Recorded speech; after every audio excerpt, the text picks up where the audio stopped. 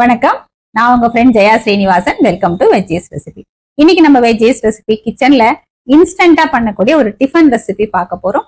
அரிசி உளுந்து ஊற வச்சு அரைச்சி அந்த மாதிரி பண்ணாம பொரியை யூஸ் பண்ணி இன்ஸ்டன்டா பண்ணக்கூடிய ஒரு பணியாரம்.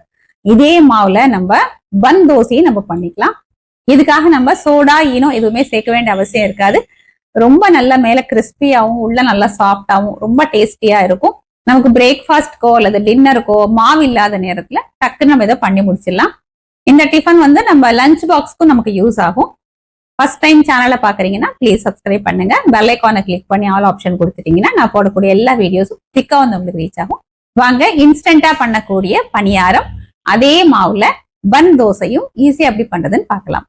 இன்ஸ்டன்ட் பணியாரம் பண்றதுக்கு 3 கப்பு பொரி எடுத்துக்கலாம். ஃபெஸ்டிவலுக்கு வாங்கின பொரியா இருக்கலாம், நம்ம வேற எதுக்காவது வாங்கி பொரி நமுத்து போய் வேஸ்ட் ஆகுது, அந்த மாதிரி பொரியோட நம்ம யூஸ் பண்ணிக்கலாம். பொரி நல்லா வாஷ் பண்ணி எடுத்துட்டாச்சு. இது ஒரு 10 நிமிஷத்துக்கு ஊறட்டும்.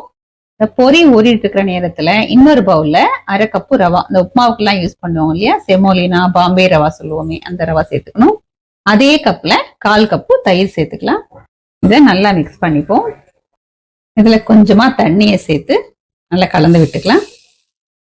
பாருங்க, நல்லா மிக்ஸ் பண்ணியாச்சு. இந்த அளவு தண்ணி சேர்த்தா போதும்.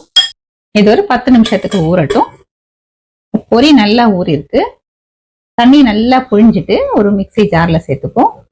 இதுல கொஞ்சமா தண்ணியை விட்டு நல்லா பேஸ்ட் மாதிரி நம்ம அரைச்சி எடுத்துப்போம்.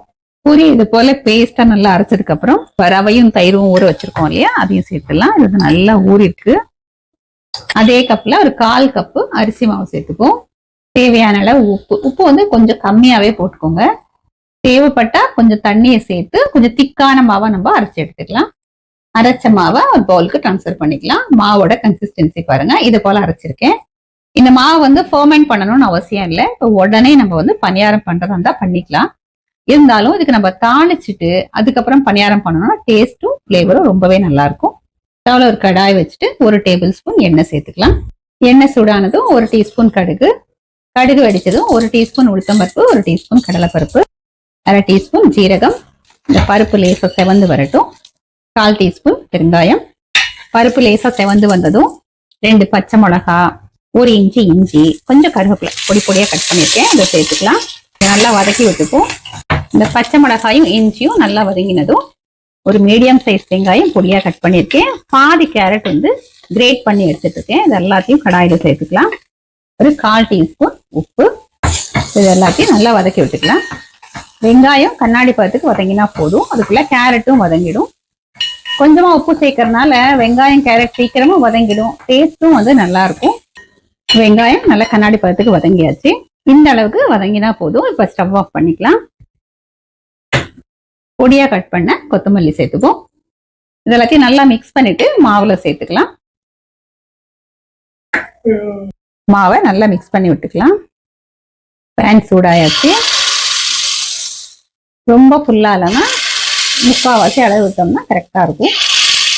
ஸ்டவ் ஃப்ளேம்ல மீடியம்ல வச்சுட்டு மூடியை போட்டு மூடிடலாம். இதே மாவை யூஸ் பண்ணி இந்த மாதிரி பன் தோசை மாதிரியும் பண்ணிக்கலாம். இதுவும் நல்லா வரும். பணியாரம் பாருங்க, ஒரு 2-3 நிமிஷத்துலயே நல்லா வெந்துடும். ஒரு சைடு நல்லா கோல்டன் கலர் வந்ததுக்கு அப்புறம் நம்ம திருப்பி விட்டுக்கலாம்.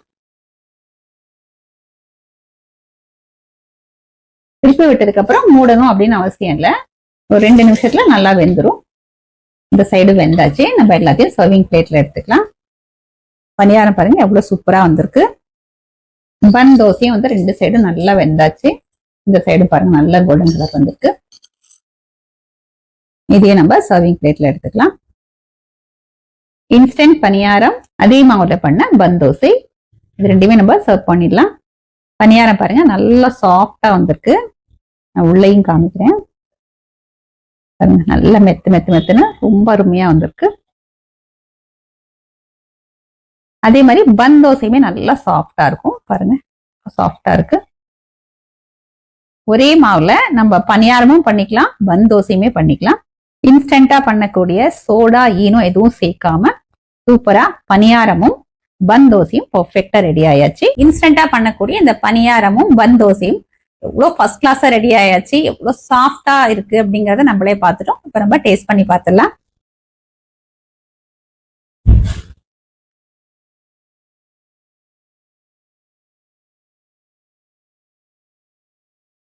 சூப்பரா இருக்கு. பணியாரம் வந்து மேல நல்ல கிறிஸ்பியாவும் உள்ள நல்ல மெத்து மெத்துன்னு இருக்கு. பந்தோசையும் வந்து அதே மாவு தான் அப்படிங்கறதுனால சேம் டேஸ்ட்ல தான் இருக்கும். ஆனா நமக்கு எப்படி பிடிக்குதோ நம்ம அப்படி பண்ணிக்கலாம். ஒருவேளை வீட்டுல வந்து இந்த விஜயதசமிக்காக வாங்கின பொரி இருக்கலாம். அப்படி இல்லைன்னா இந்த டிஃபனுக்காக நம்ம புதுசா பொரி வாங்கி கூட நம்ம பண்ணலாம். நான் வந்து ரெகுலராகவே மாசம் நம்ம மளிகை சாமான் வாங்கும்போது இந்த பொரியும் ஒரு பேக்கெட் வாங்குவேன். ஏன்னா இந்த பொரியை யூஸ் பண்ணி நிறைய டிஃபன் இன்ஸ்டன்டா நம்ம பண்ணலாம். அதுவும் வந்து சோடா ஈனம் எதுவுமே போடாம ரொம்பவே அருமையா வரும்.